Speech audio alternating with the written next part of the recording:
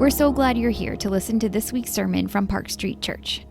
Park Street is a historic congregation located in the heart of Boston. But more than that, we're a community of people from all different backgrounds who believe and are united by the good news that Jesus is Lord. Visit us at parkstreet.org to learn about our community. Good morning. We're preaching this summer through the Psalms of Jesus, which can be a little bit confusing because aren't they all his Psalms? But we're talking about those that he quotes or maybe especially embodies. And today we get to land on Psalm 31 that was so perfectly read by Adam. And thank you also, Ellie, for your reading that was so poised and much better than I did recently when I got stuck on the difficult word thus and said almost 3 times in a row, thus, thus, thus. Yet their pronunciation was perfect, they were poised, but I think about David writing this psalm not like that. This is a grunting and groaning and grappling psalm. This is a pleading and demanding, a slump back, a cry out, a land and fall again psalm. In fact, it's very difficult to even follow the literary structure because it's so meandering. And honestly, it's a bit hard to preach grappling and grunts, groaning. And not just because it feels out of place at Put Together Park Street, but because I don't feel sincere in preaching a grappling prayer without having grappled myself with circumstances, my own stuff happening in my community, and so openly as David, we'll take traditional authorship, of course, as David so invites us to here. Because this is a risk. I would rather preach, as Adam and Ellie read, perfectly prepared and poised sermon. That would make me look like a perfectly prepared and poised pastor, which I'm not. But I think this is about entrusting. So even as I preach, I'm committing my spirit into his hand, and I ask that we would do the same. And even if you're not in a position where you're even aware of grappling in you or around you, and you might be in a season of praising, I still think, and I will pray, that God brings to the surface in you that which he's calling you to commit. So let's pray together towards that end. Spirit, would you empower us to entrust our spirit into your hand over and over as our very breath and our life, as you show us in your word even now. Amen. All right, so this grappling and meandering, before you start to squirm, thinking, oh no, here we go off into the vast and oft annoyingly ambiguous realm of we're all in different places. It's in the journey, the wishy-washy. I want to begin right where David does, on the solid theological standing that we're not all in different places. We are all in the same place in desperate need of God and his rescue. And this text is so rich theologically, especially viewed through the Christological lens of Jesus on the cross, which he gives us permission to do. You may have recognized in verse 5. This is what Jesus quotes as his 7th and final word off of his dying lips on the cross. Father, into your hands I commit my spirit. So let's picture Jesus. Let's start there. It's the only place to start, and believe me, we'll end there as well. But teetering on the cross, taunted and tethered, having just prayed, my God, why have you forsaken me? Experiencing some kind of separation in an expression of union and communion, of loving triune God, despite and overcoming the eternal separation of death, he invites us all into God-imaged, Jesus-lived union and communion with the Father, the very thing we were created for. And we start there and we say, yes, Lord. That is the gospel. That's the foundation of our faith and our church and why we're here this morning. It is reconciliation. As I often say, touchdown Jesus, or in Park Street parlance, thanks be to God. It is right to view this entire psalm through the lens of Christ's death. However, I don't think it's just a little truth tidbit that Jesus plucks from an entirely meaningless psalm otherwise. This verse 5, I commit my hands. In fact, I think it's a gesture of Jesus to pray the content of this entire psalm with our entire lives in our entire community. And so what is the central question of Psalm 31? Into whose hand do we commit our spirit? Or in other words, very simply, in whom do we trust? And you might be like, oh, good, this is an easy one. Kids don't have to go to kids' church. They were like, we're at Kids Week. We get this touchdown Jesus. Jesus is always the answer. Teenagers, you might be like, yeah, I got it. This is an easy one. Trust God. Okay, God. Trust in God. Or you might have been around a while and you're like, yeah, I've heard these kind. Let go and let God. And I don't know if you're like me, when I was a new believer at least, and not that that's wrong, but that kind of sort of churchy talk, pastor speak, just let go and let God, it used to just drive me crazy. Because I don't know what it means. Does it mean just give up and just hope everything's going to be all right? Does it mean give in, just lay around passively, pray here and there? Or he's my rock, my hiding place. You didn't go hide behind a rock? Rocks don't seem like very good hiding places to me, honestly. But here's where the richness of David's entire psalm can be really helpful. So we're going to look through two lenses, two metaphors that he uses. The first is refuge.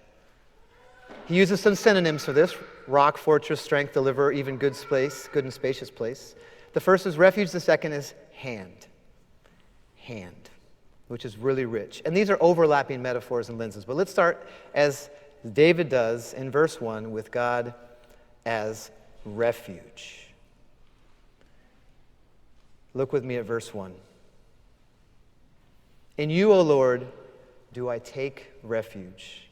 Let me never be put to shame. I find it so interesting that here, shame is named before shame is explained. Shame appears before we understand what David's ashamed about. This harkens back to another place where shame is named before shame's explained, or even exists, in the garden. It says Adam and Eve were naked and without shame. Amazing. How persuasive is this experience of being shamed or disconnected in relationships, that even what God designed us for has to be described as the lack of shame. It is communion and union in vulnerable connectedness. Genesis 2:25, they were naked and unashamed, is the same thing that David is longing for. He dives into God. He says, take me away from this shame, like it was in the garden. And this is a revolutionary response to dive into God, to hide in God. And you may say, that doesn't sound very revolutionary. Everyone hides from shame. Shame makes us hide. Feel the nuance? He hides in God. In the garden, they hid from God. This is a giant nuance. This is already away from shame's shackled flow, which always flows away from intimate relationship and connectedness. Look at the three levels in the garden. After the fall, they hid from God. Shame disconnects us from God. They hid from each other. Fig leaves. Shame disconnects us from one another. They hid from themselves. And you say, wait, what? When it came time to own what they had done, Adam blames Eve and God. Eve blames Adam, or the serpent, and nobody can even find themselves. They're disconnected from themselves, their true self. They can't even point to themselves. Shame disconnects us from relationship, from God, others, and self. And yet David dives into God, and he says, in verse 14 even, we jump all the way ahead, I trust in you, Lord. I say, you are my God. Not I trust in you, God. You are a God. You are my God. Relational, intimate language. Vulnerable and connected language. The opposite of shame is not unashamed, though it is. It's vulnerably connected. David dives in prayer. In verse 4, you take me out of the net. What is this shame net? What has David been ensnared by? that they have hidden for me. Who is this they? Enemies, evildoers, evil one, his own flesh? David names it all. He bears it all. And I'll just go through this quickly, but it's a long psalm. But in verse 6, he says there's idolaters who are worshiping against and pulling him against his trust in the Lord. In verse 8, he alludes to the affliction of the hand of the enemy, opposed to God, insinuating the evil one is the source of shame. 11 and 15, my adversaries, my enemies, my persecutors. And again, this isn't just like, oh, I feel like people don't like me. David was being hunted down by his own flesh and blood out for his blood, trying to kill him.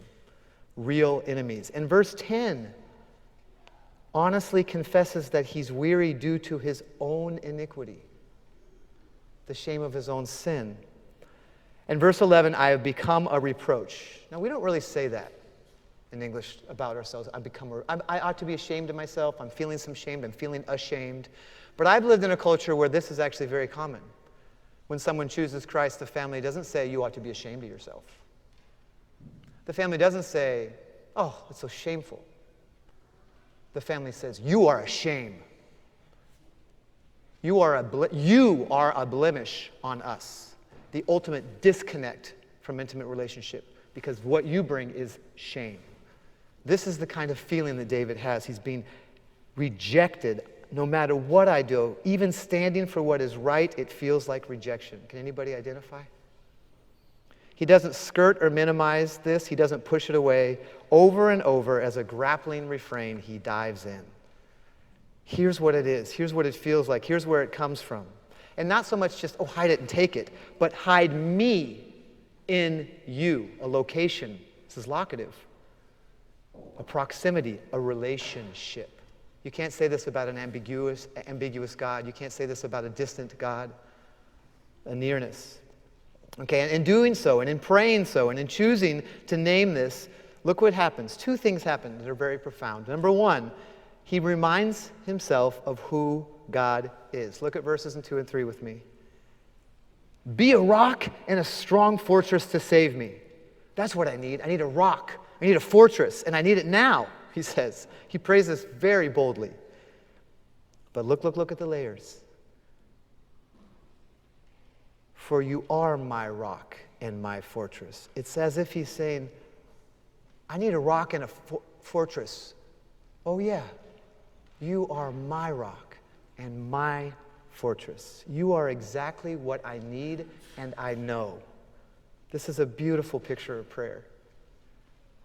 Just the other day I was having a conversation with another couple, and we were talking to a couple that's like mentors to us, spiritual mothers and fathers to us, their grandparents, and we were saying, we need mentors in our life and people that can help us parent, people who have just godly perspective and experience. And we were like, oh, no, you, that's what we need. That's who you are. Oh yeah, that's who you are. That's why we're here. This is a picture of the prayer that David has. I need a rock and a fortress. Oh yeah, that is who you are. That is what I need. Now look, the layers of realization go deeper.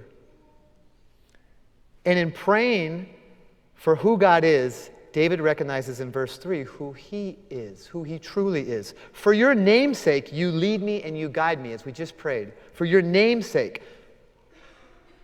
How dare David say that? He bears the name of God? Well, he's the anointed and appointed king of God's people.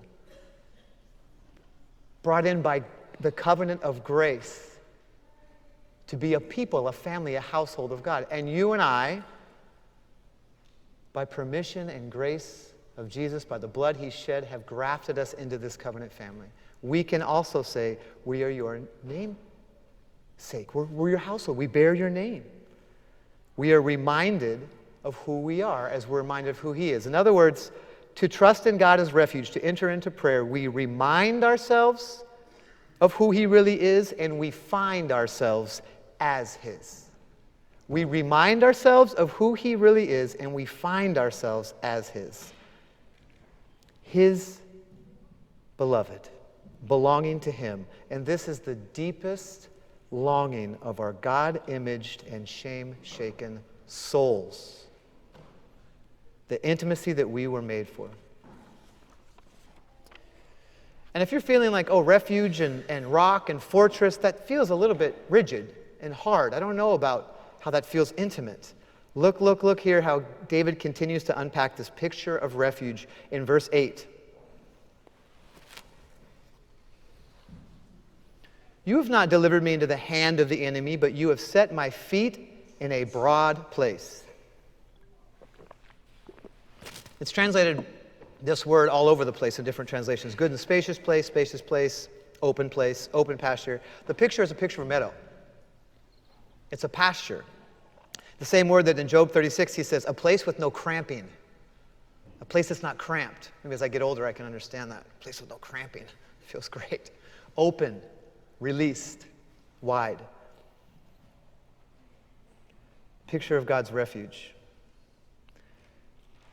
Bring the teenagers back in. When my son had his 10th birthday, I asked him, where do you want to go for your birthday? And I was just hoping, as we say in Kazakhstan, yolki polki. I hope he doesn't choose those American birthdays, like those arcades or big trampoline parks or amusement parks, or recently we went to a roller rink. No offense if you've done this, but I just was thinking this could have cost a lot of money. And Moses says, I want to go to my favorite place. And I knew what he meant. And I was like, yes, great, cheap. Because Moses' favorite place in Kazakhstan was a mountain meadow. He wanted to have his birthday. So I thought, 10-year-olds in a mountain meadow, a vast open space. I better bring some toys. I got every ball I could find in the house. I put it in a big bag. We got all the picnic stuff, and we came to the trailhead. We walked up this hill, and you got to earn it a bit.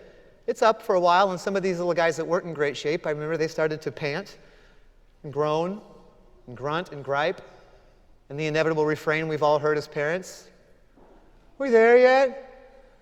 We there yet? As we're trudging up this hill. I'm the one carrying the picnic stuff and toys. And you drop over the ridge and you land in this. And if there are people on the radio I have behind me or over me, a beautiful, pristine mountain meadow.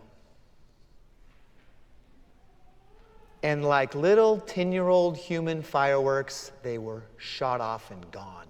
Pew! Romping and rolling in the grass, climbing the trees, climbing the rocks. We never touched the toys.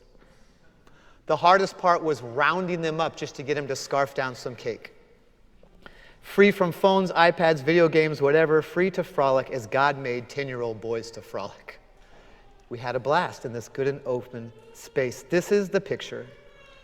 God is good and spacious refuge for our weariness from the trudging and tromping, grunting and griping hike up the mountain of life.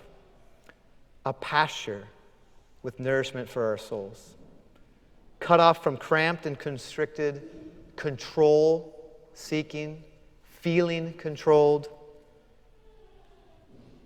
and bountifully freed and shame-shaken, unshackled, spacious place. And this is not a picture of our life, it's a picture of Him, our life in Him. He's our refuge. As verse 19 says, how abundant is your goodness, which you have stored up for those who fear you and worked for those who take refuge in you. But it's not always so formulaic and immediate, is it? And every prayer time doesn't feel like bounding through a mountain meadow. I know this. There's travail in prayer. Sometimes prayer feels like silence without an echo. Or even hand-to-hand combat when things are really hard. And here comes our second metaphor, the picture of hand.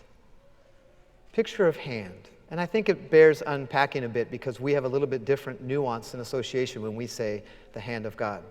We think of a helping hand.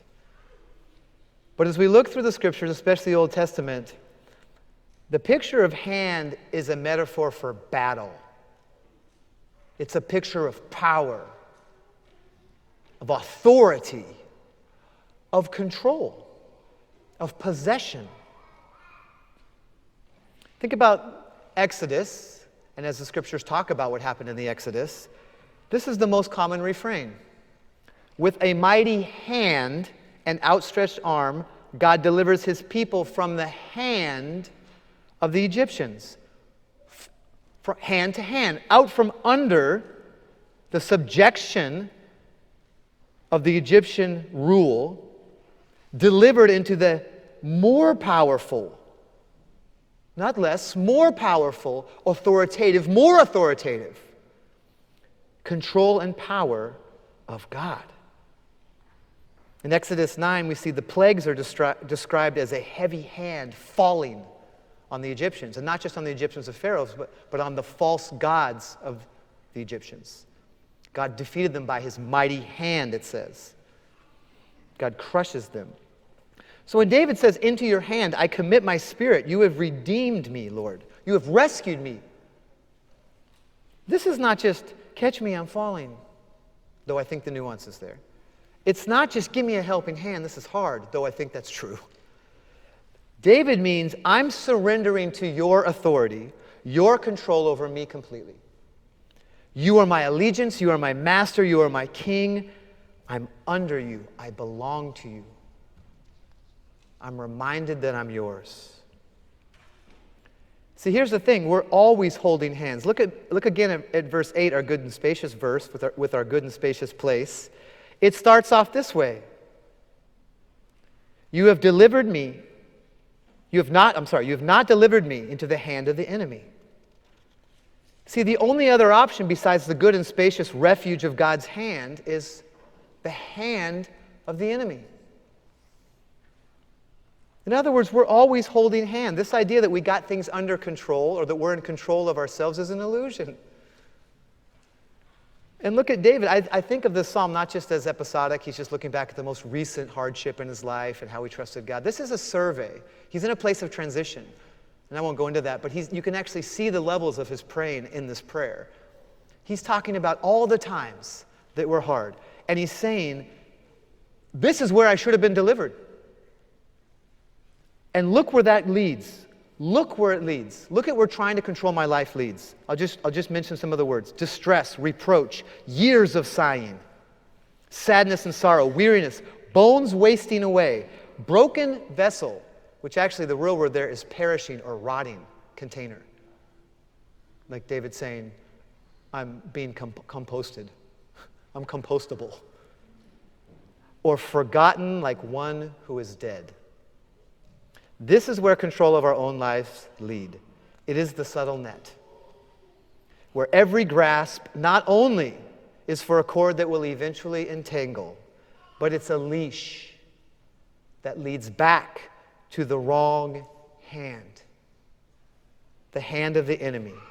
Whose hands are we holding moment by moment? And if we're not clinging to him, we are desperately grasping for anything. If we're not clinging, we're grasping. And this prayer and our prayers are a vital part of our clinging because he's doing the holding. It doesn't depend on the strength of my grip. I've been working on my grip strength. It doesn't depend on the strength of my grip. Psalm 63:8 says, I think the same thing that we just read in Psalm 31:5. I'll commit my spirit into your hand. But it says it a different way. It says, my soul clings to you. Your right hand upholds me. I'm holding on with my everything. I'm clinging with my soul to you who holds me up by your power and allegiance and rescue, but also by your gentle embrace. And here the metaphors overlap. God is refuge and in his hands. Now, I was caught this morning sneaking in one of my practices that I do around here. Someone said, you're walking away from church this morning at 8, around the Commons, not towards the church. And I was sneaking one of my practices where I walk in the embrace. I choose to walk to the embrace. Now, I love the embrace. It's in our front yard, and I know there's been controversy around it. It's rather expensive and how people think it looks, and I don't want to go into it. But I'll be honest and say I love it. I love it.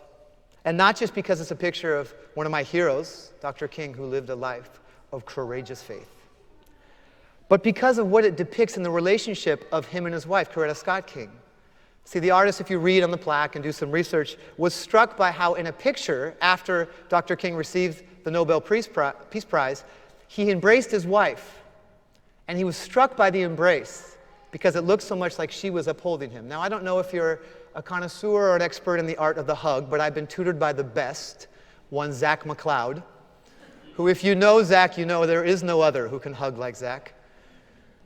But I studied the art of the hug, and usually with your bros, you do one up, one down. 2 pats, no squeeze. And you might start with Adam and I did a pop, a grab, a grab. But it was 1 up, 1 down. I didn't go into Adam 2 down and make him go 2 up, just like we were dancing in middle school. But with my wife, I'm a little vulnerable. I feel more comfortable 2 down. I can pull her in. She can fall on my neck.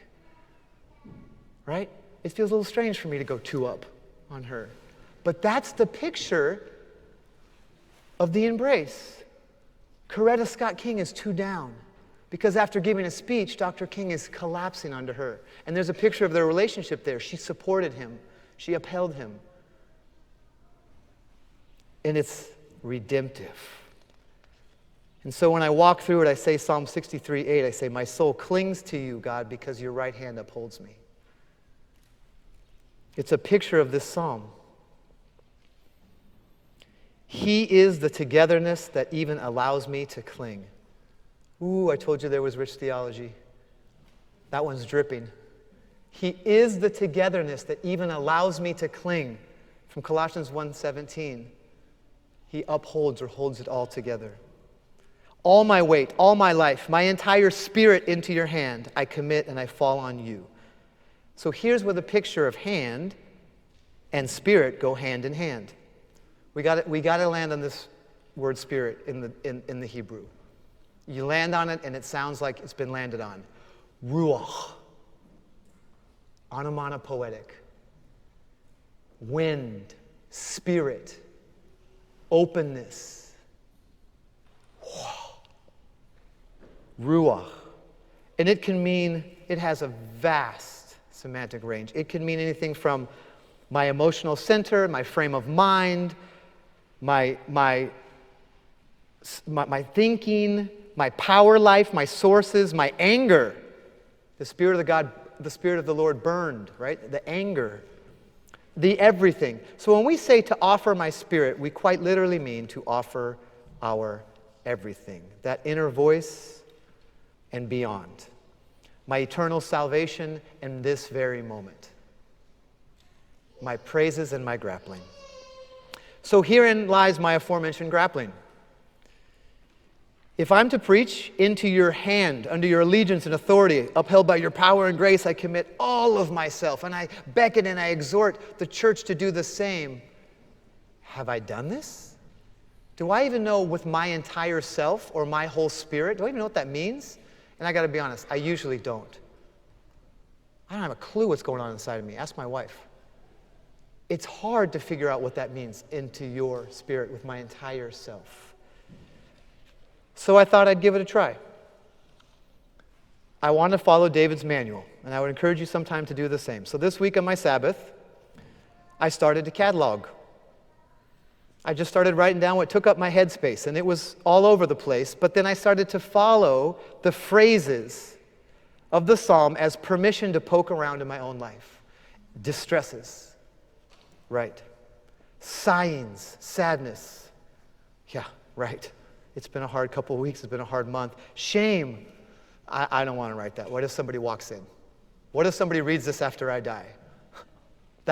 No, this is what David did. He wrote it. It's there. He wrote it. My delights, my struggles with why my delights aren't so delightful. My graspings of trying to control. And praying as I wrote, Lord, show me what I'm trying to control that is actually controlling me. And there I landed on an interesting, new, and relevant definition for me about vain idolatry. Show me what I'm trying to control that is actually controlling me. My dreads, my terrors, the whispers.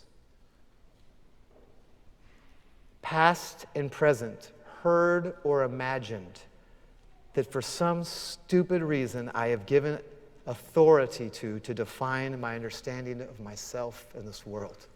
The whispers. The persecutors. Now that might not be super relevant for some of you, but I have amassed a few, especially at our time in Central Asia, those who were set against us to drive us out of their land, psychologically, verbally, and some even physically. And it's still in there. And it took hours. But in between, as I listed these things, I left space. And I learned this practice from my good friend Chris May, who you, I think, will hear preach next week or soon. And she writes the Psalms often with big spaces in between. And she says, because our lives are woven in the spaces of our prayers. So I put these spaces in between, and I wrote the word at first just hand, refuge. And then I started to draw a hand, which was a bad idea because I can't draw. But then I started to see these other phrases that fit in those spaces. So in the shameful place, I saw face of God, presence that covers. And in my insecurities, I saw this phrase of steadfast love, hesed, loyal, faithful, merciful, journeying, listening, powerful, healing love. And as I prayed, none of my issues, I think, or our issues were tied up with a bow. But I was reminded of who God is. And those phrases began to set in. Gracious, abundant, loving God who protects me faithfully, and who I am, his beloved, his adopted, his. His. His.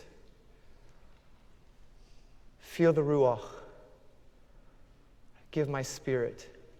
The core of that word actually means wide open space.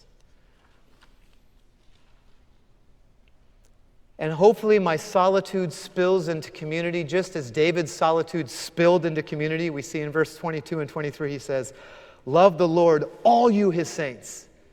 No longer a meandering personal prayer, but an exhortation to the community.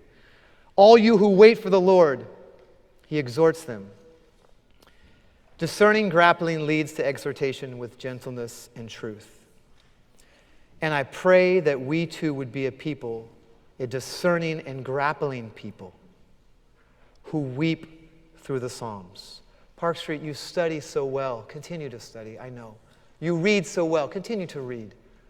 You know, you memorize, you give sermons and Bible studies. But Park Street, weep the Psalms. Rejoice the Psalms.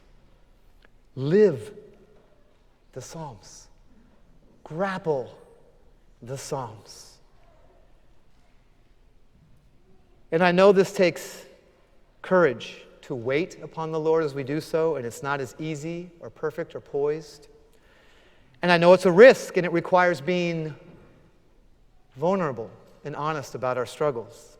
And I know it requires relinquishing control, which I hate to do. But it together allows us to lean in and trust that we would commit our spirit into his powerful, protecting, providing, loving hands, a good and spacious place. And so we come back to the picture of Jesus on the cross, and we will end here, where we started. Taunted and tethered, teetering over death. The tool of shame and humiliation. And how does Jesus respond? And you may have picked up on this nuance, but when he prays this psalm, when he translates the prayer, Jesus says, into your hands I commit my spirit. There's an S. So David's psalm of hand, strength, and authority, it's still there. It's still there. It resonates in Jesus' call. However, the other hand comes in with the S. And now it looks and feels like Isaiah 65:2 that says, I spread out my hands, beckoning my people all the day long to return to me. And you have Jesus as the ever-living parable. Hands couldn't be more opened than literally tethered to a cross. Beckoning, receiving, and embracing all of us into the embrace of God. Longing for his people to return. Whose hands are we holding? Whose hands are holding us? Into your hands, Lord, we commit our spirit. You have redeemed us, O Lord Jesus, faithful God. Amen.